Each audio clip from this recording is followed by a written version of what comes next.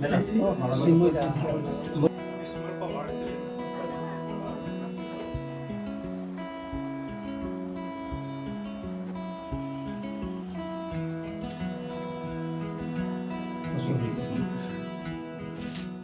শৰ্মা তেখেতৰ আজি জন্মদিন 89 আচলতে থাকিলে হ'লহেঁতেন। তেওঁ যেতিয়া জীৱিত আছিল সেই সময়ত উৎপল মেনা, মৃণাল শৰ্মা এওঁলোকৰ এটা অনুষ্ঠান আছিলে চিত্ৰাচল। তেওঁলোকে সদায় 7:30-8 বজাতে ৰাতিপুৱা পায় আৰু দেউতাৰ গুণমুগ্ধ ছাত্ৰ ছাত্ৰীসকল ৰাতিপুৱাই ঘৰ ভৰি যায় মানে। আৰু তেখেতে নথকাৰ অৱস্থাটো কিন্তু সেই বস্তুটো সেই মানুহখিনি গুণমুগ্ধখিনি আহে আৰু ছাত্ৰ ছাত্ৰীসকল আৰু যোনে অহৰহ লাগি আছে সংগীতৰ ক্ষেত্ৰখনত।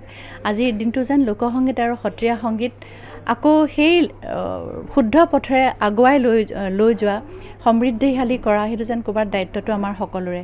আজিৰ দিনটোত বিশেষ উপলব্ধি এইটোহে। শিল্পী সংগীতজ্ঞ প্ৰভাত শৰ্মাদেৱৰ জন্মদিন আৰু এই জন্মদিনৰ লগত সংগতি ৰাখি তেখেতৰ বাসগৃহত এটি সুন্দৰ অনুষ্ঠান হৈছে আৰু এই অনুষ্ঠানৰ মূল কথা হৈছে যে ইয়াত জ্যেষ্ঠ সাংবাদিক উৎপল মেনাৰ দ্বাৰা লিখিত আত্মলিপিৰ হুলস্থুলীয়া আৰু এই কিতাপখন উন্মোচন কৰা হৈছে।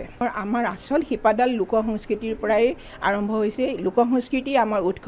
আমি যিমানেই পাশ্চাত্য বা আধুনিক সংগীত বা কলা কৃষ্টিৰ প্ৰতি ধাৱমান নহওঁ কিয়, আমাৰ যেতিয়া নিজৰ শিপাডালক আমি বুজি নাপাওঁ, নিজৰ যিটো লোক সংস্কৃতিক বুজি নাপাওঁ, কোনো শিল্প সাহিত্যই যে শক্তিশালী হ'ব মই নাভাবোঁ।